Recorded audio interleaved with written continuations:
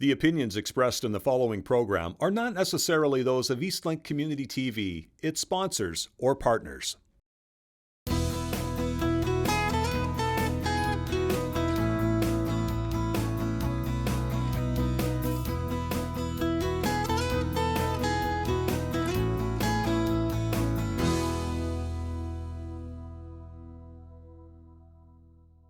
Hi there, I'm Gloria McCluskey, and you're watching Destination Dartmouth.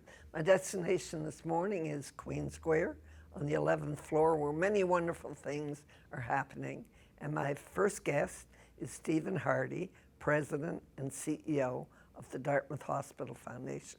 Morning, Stephen. Good morning, Gloria. Welcome. Yeah, thank you. Welcome to Queens Square. Welcome to the Orthopedic Assessment Center. Isn't this great? It's great. It's a great solution. And it's the Orthopedic Assessment Center.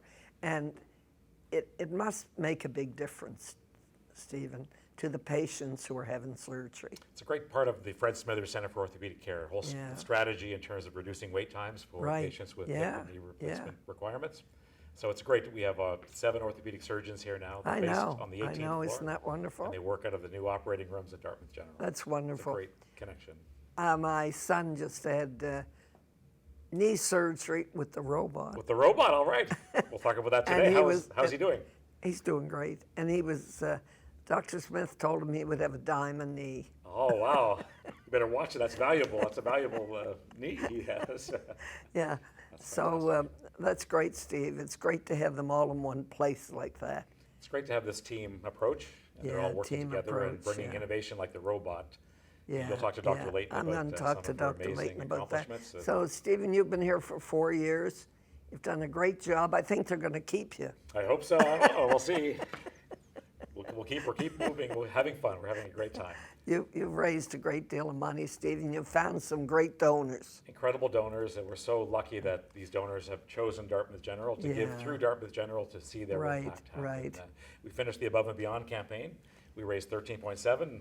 Our goal was 13 million. We raised 13.7. Isn't that wonderful? Now we have the Lead On campaign, and we're almost finished the Lead On campaign. That's a $15 million campaign. So what is that for, Stephen? So the big themes for Lead On are really centered around the MRI. We talked last time about the MRI. I know, the MRI. Is the room built? The fundraising is complete. We've raised the $2 million for the MRI. The tenders now out for Lindsay Construction have been awarded. They're coming in to do the room. Construction has started, and it'll be finished by February. Great. And when will the MRI be here? So it will be dropped or lowered gently. Lowered gently into the space by the end of this year, by November, December. Isn't that great? Because people have to go to Halifax. Or Antigonish, they're driving everywhere. Oh, they're driving everywhere, now we'll have an MRI in Dartmouth. That's wonderful. First MRI. So that one's finished. Is it, and that's paid for? That's paid for. Great. Now we have the pelvic health suite, so we're working on the pelvic health suite. So what floor is that on? This will be on the outpatient floor on the Neville Guilfoyle wing. So on the 3rd level, the new outpatient wing. So it'll move a lot of procedures for gynecological care and for urology that are happening. And that's new. It hasn't happened yet. It will be the No, but first, I say that will be new here. It will be new, the first east of Montreal. Isn't that wonderful? So things that are happening. In little old Dartmouth with the Dartmouth General Hospital. So things that are happening now in the operating room that could take a day for a patient can take 30 minutes in an outpatient setting. Isn't that so that will transform the patient experience and really help reduce wait times. Look at the time for the doctors. Doctors will be more efficient. They'll see more patients. It's a win-win. That's wonderful. That's how they do it in the U.S. and they're doing it in Ontario. So we're bringing that here. So did you say you've raised money already for that? No, that's our current campaign. We're about we've raised. Our goal is $1 million for that, and we raised $750,000. Great. So we're very close on that. Isn't that great? The robot is the other big theme. So it's not paid for yet.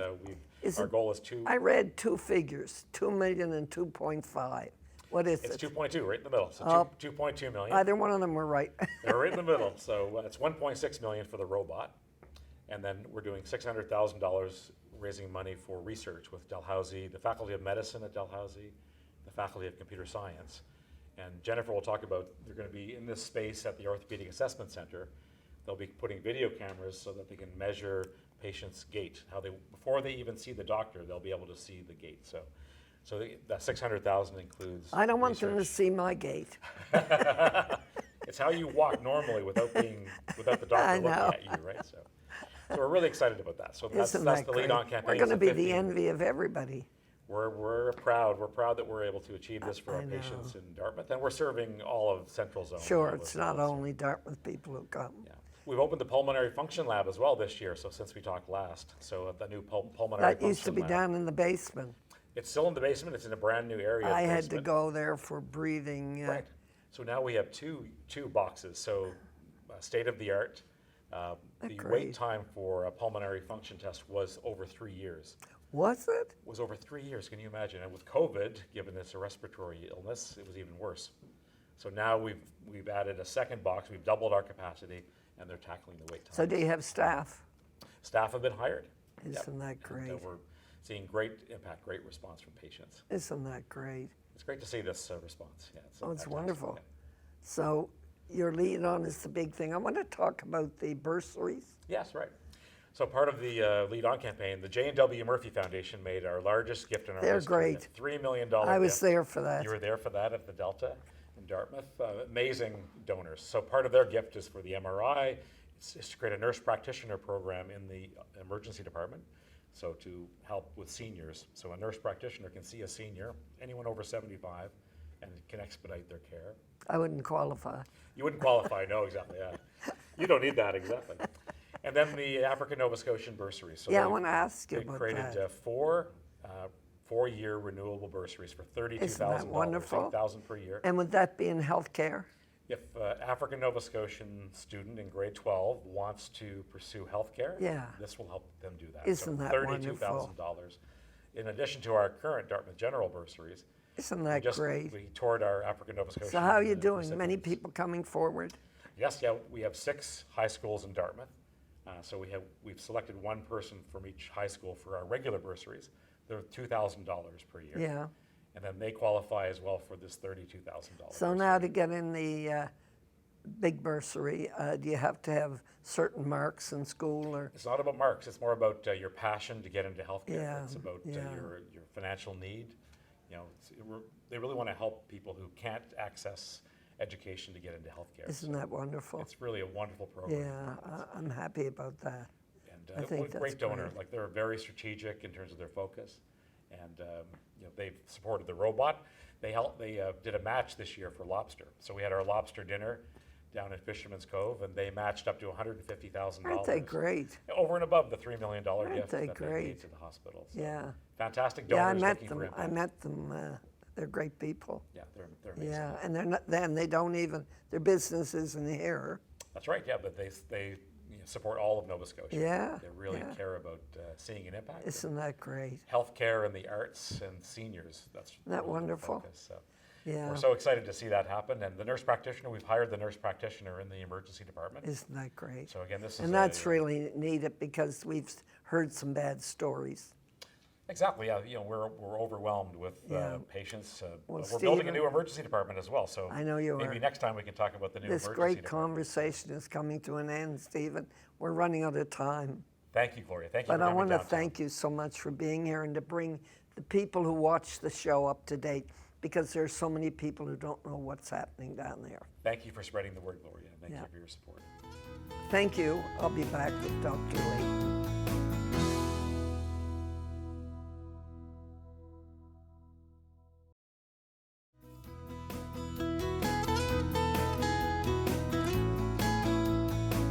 Hi there. You're watching Destination Dartmouth, and my guest is Dr. Jennifer Leighton, the rock star of the Dartmouth General Hospital. Hi, Dr. Leighton. Oh, hi. Good. Thank you for that very kind introduction. Thanks for being here, Dr. Leighton, Thank you. and all the wonderful things you've done, and so many people are benefiting from it. First of all, I want to talk about the robot, and I want to ask you a question. Have you named it? We haven't yet. Well, that's a good way for he's not a doctor yet, for Stephen Harding to raise some money for the Dartmouth General. Have a little contest. That is a good idea. Have people pay a small amount, of many people, and name the robot. It must be named. That's true. Yes. No, we don't have a name for him Hopefully yet. it will have a female name. You know what? We decided he takes up a lot of space, so that maybe it should be a man. Do you? Yeah. It's clumsy. He's like Is it clumsy? not too bad, not too clumsy. It Wow. can be. Yeah, he well, asserts himself a little yeah. bit. Maybe so that it's could not be either, dainty I enough guess. for a female. I don't know. He's not that cute, I guess. We'll see. But yes, I think a contest would be a good idea. How much does that thing weigh?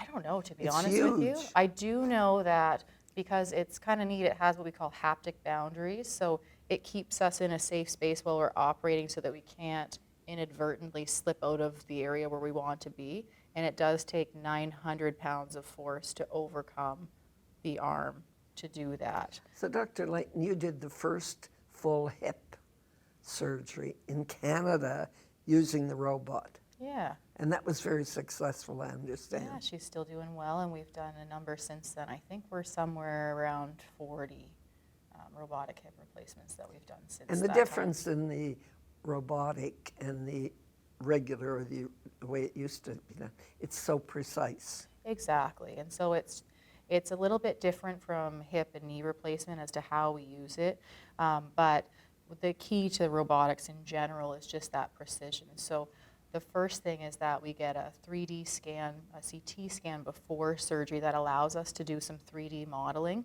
and it's really neat because we can do predictive modeling. So rather than actually operate and see how it goes, we can actually put our implants in the 3D model and see how they're going to function before we make those decisions. And so we can do a lot of that planning before surgery, and then during surgery it helps us to execute and put it exactly where we've planned. It's wonderful. This implant, people think I have a new knee of something that covers your whole knee. It's really quite small, isn't it? It is, and I have a lot of patients that always ask, well, how much does it weigh? Because after surgery, your muscles sort of shut down, the whole leg feels really heavy, and they're kind of like, what did you put in? And they're actually quite small. It's really just like a resurfacing procedure to try and replace those worn out joint surfaces. So we try to just put back in what we've taken out, sort of thing. Does it take you longer to do it with the robot than the We're regular pretty way? time neutral now, so it doesn't make me faster yet, but it's about the same amount of time as it takes me to do a manual knee. But it took a little bit of time. You know, you do thousands of knees the manual way, and when you start to do it a new way, it definitely is a learning curve for that. We're lucky with the robot is that it's been written in the literature that yes, there's a learning curve to getting to being time neutral or taking the same amount of time, but your learning curve to be accurate and precise is 0 cases. So there's no learning curve where we actually are, you know, increasing the risk of doing it So wrong. speaking of learning, how long did it take you to learn to operate this robot? Well, for orthopedic training, we do our 4 years of undergrad, 4 years of medical school, 5 years of residency. I did a year of fellowship training and a master's during, just on the side, as one does, during that to get to there. And then for the robotics training specifically, because I didn't train in a program that had robotics in it, they have a special program kind of set up so that you can go through, learn the kind of background science behind the robot, you see some virtual surgeries, and then you do operations on what we call a sawbone, so fake bone models and cadavers. So we use donor bodies for that, which is very nice for us. So we can train before we do that with patients. How long did that take? I did it during COVID, so actually the traveling part of that it took me probably 6 months or a year to get through and get all the different pieces that we needed to get. And I also spent time looking at multiple robots during that time to figure out which one I thought would be the best fit for us. Where is it manufactured? It's manufactured in the States. Oh, is yeah. it? And it's quite common down there now. So they've been in practice for about coming up on 17 years now with this specific Has it robot. really? And this was the first to market in North America. So it's been around for a long time, really taking off in popularity over the last 5 to 10 years in the States. And I think in Canada, we've very much taken on a role where we let them check it out first and make sure it's safe and working well, because not all innovation goes the way we want it to. And so I think we've really taken that approach, but fortunately we've seen there over 1 million cases done with this particular robot now in the world, and it's been very safe and So successful. you're happy with this one? I am, yeah, very happy. We have another doctor, Dr. Smith. Yeah. So there's 2 of you. And Dr. O'Neill as well has done his first Oh, couple Dr. cases. O'Neill. Yeah, so we've got 3 of us now Oh, using the isn't that robot at wonderful? Dartmouth General. And then over at the QE2, there's, I think, 3 surgeons now using the robot there as well. So That's we're great. really sort of building a center of robotics here. And now we're having surgeons from across Canada flying in to operate with us and Isn't that see what we're wonderful? doing and teaching. Little old Dartmouth and Halifax. There you go. I know. Yeah. Yeah. No, it's great. And the robotic interest is really taking off across the country now too. It's keeping us busy. We'll put So it the that way. robotic, will it ever move? It's just hip and knee, Right now it is. Yeah. but it could move to other Yeah. joints. They're currently in development for helping in tumor surgeries around muscles and bones, for shoulder replacement yeah. surgery, and then some of the sports procedures too are probably a little further down the line in their sort of pipeline for development. But there's, they're looking at everything because, as I often say, is we've never really seen a field where robotics has entered and then exited again because there's too much human error in the world. Yeah. And so it's one of those things. One of the most exciting things, I think, is that I think robotics is really going to help us to make these better in using our research capacity because it gives us so much information while we're doing it, and we can save that and look back at it later to say, well, this patient that did really well, what did I do there? What could have been the driving factor for that? Or these patients that aren't doing so well, is there a common denominator for the way that I've put this in that I could make them better? Because some patients aren't happy, and we've got to figure that out. We have to take a break. Okay, perfect. Be right back with my guest, Dr. Jennifer Leighton.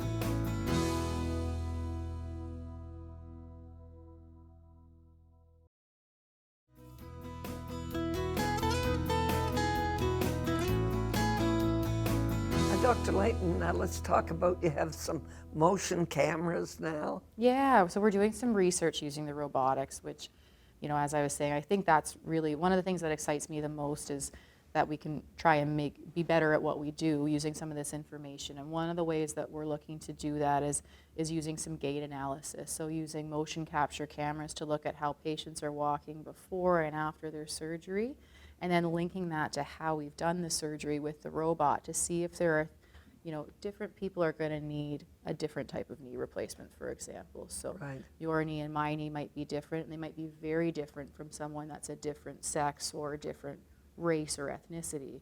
And those things we haven't really parsed out very well. So we're really looking to see if there are certain kind of predictive models that we can use to figure out how each person's knee should go in to give them the best possible outcome, and using some motion capture cameras to do that. Isn't that great? Yeah. You've started that already? We have started that. Good. Yeah, and we're partnering up with the QE2, so it's Dartmouth General and the QE2, and we've been very fortunate to get funding on both sides from our foundations, and Great. so we're in it and we're getting going. Wonderful. So this whole floor, now it's an assessment center, Yeah. one part. There's an exercise room, and that's wonderful. When I had my knee done, there was nothing. So let's talk about what happens here. Yeah, so we call it our orthopedic assessment clinic. And so firstly, it's a central intake clinic, which is nice. So that means when family doctors are referring, they can refer patients into the next available surgeon, or if patients have a preference, they can choose a surgeon to go Oh, to. can they? And that's very nice because, as you know, wait times can be an issue. And so the goal is to get people seen as quickly as we can. And that just allows GPs to not have to track everybody's wait time, but just to say, get my patient seen by the next person that can take care of them well. When they come in, they're seen by a nurse or a physiotherapist before they see me, and they'll go through their history, have a look at their joint and how they're functioning, and offer some basic suggestions, and can offer some exercise therapies and things like that to help manage pain. And then they sort of triage them so that we're trying to get the worst people in first and get them taken care of before they lose their independence or ability to work. So how do you identify the worst people? Because we have two types of people.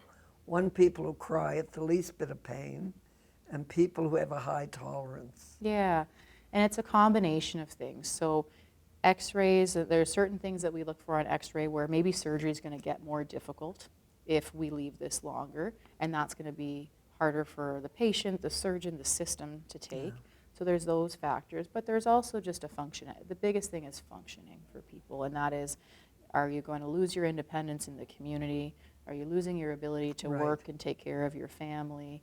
Are you unable to walk without a walker? And those patients probably should try to get Come through first. faster for you. So we try and kind of link it. Everybody's hurting. That's the problem, is it's a very common problem, and it's nasty to deal with for people. So they come here for assessment, and also at that assessment time, they have a lot of information as to how to care for the knee after the surgery. Exactly, both before and after surgery. They get information on what the options are for both surgical and non-surgical treatment. They get recommendations around things like basic pain control with things like Tylenol and anti-inflammatories, ice, exercises, things that can help.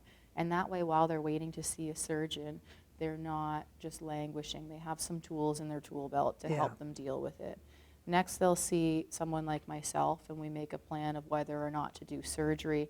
And then that's where sort of the gym space comes in next. We have some programs both for we call conservative management, so non-surgical management of their joint, and exercise therapy is a really valuable treatment in osteoarthritis, which is what we're largely dealing with. And so exercise classes for those patients to help them learn how to cope and strengthen and be as good as they possibly can be with their arthritis. And then also tools for dealing with maybe getting ready for surgery. So for those people that are going to, some exercises to make them as strong as they can be before surgery, tools to learn about how to cope, nutrition leading up to surgery and around surgery, education about what's coming up so they know what to expect. And that's one of the ways we've been really able to help get people through faster, is that with all that education up front, now you can come in and have your surgery and go home the same day. You can come in and stay maybe one night in hospital where it used to be 3 or 4. So decreasing that length of stay has been a big deal. As long as you can climb the steps. Exactly. And we have our little steps that we roll around the hospital for people to practice. And so that's been something where Dartmouth General Hospital and the Fred Smithers Orthopedic Center has really been a leader in the province. We have taken off with the outpatient surgery or same-day discharge from hip and knee Yes. replacement, and a very short length of stay for those people that do need to be in hospital for health reasons. So we're hoping to kind of build on that and disseminate it through the province because it has been very successful. That's here. wonderful. Do you ever have somebody come in and you give them the exercise and so on, and they're able to go without having surgery? Yeah, it definitely does happen. And the biggest thing is that for some of our patients, it's exercise therapy and also weight reduction strategies. And we Yes. know that the more you carry and the weaker your muscles are, the harder it is on your joints. So by working on those factors with patients, a lot of people will avoid surgery. The research would say about up to 20% of people could avoid surgery Isn't that altogether, great? or at least delay. And these surgeries don't last forever, these implants don't last forever. So if we have our younger patients coming in, if we can get them out Yeah. further and avoid the Without more surgery. difficult redo surgeries down the Yeah. line, that's always better for Yeah, them. because they might have to have a repeat, Exactly, yeah. because everything wears out. Everything wears out eventually, yeah, exactly. And it doesn't get any easier when you're doing repeats after repeats. So those are things that in using all these tools around surgery and using robotics to try and be as precise as we can, we're trying to decrease the number of repeats that leave patients less satisfied and cost a lot more to our system as well. So you're very excited about the robot. I am. I can tell. Yeah. I'm a bit of a nerd, And though. we're very excited to have you. Well, thank you. Although I have a bad knee, but I'm not coming back. So. Okay. Well, you know where to come if you do change your mind. So the doctors also meet the patients here now. Yes, yep. You used to have to go down to the Dartmouth General to see your doctor. So now you come here after surgery. Yeah, we try and see most of our hip and knee replacement patients through here, and that just kind of keeps things, it's All nice to together. keep things packaged All together, together, right? yeah. Yeah, it's hard to mix in with our broken bones and infections and everything else that we deal with. So this just keeps a nice streamlined pathway, and we've got great supports around our clinic, like nursing and physiotherapy on site, so that if you need a little bit of time with a physiotherapist, we've got space to send you to work on that while you're here. If you need your blood work drawn, our nursing team can do that. And so we've got Yeah, multidisciplinary care, which That's really wonderful. helps with the patient experience and helps make my job much easier as well. Well, Dr. Leighton, we've run out of time. I do talk too And much. we could have talked more, I'm sure. And again, I want to thank you so much for the great work you do. Well, thank you for And having you me. are a rock star. Well, and thank you to everyone that supported the Dartmouth General Foundation, because really without that support, we couldn't wouldn't do it. have been able to do Couldn't any of do it. this. So we're really appreciative. Yeah, thanks a lot. Thanks. Thank you for watching. You've been watching Destination Dartmouth, and my guest has been Dr. Jennifer Leighton, orthopedic surgeon at the Dartmouth General Hospital. See you soon.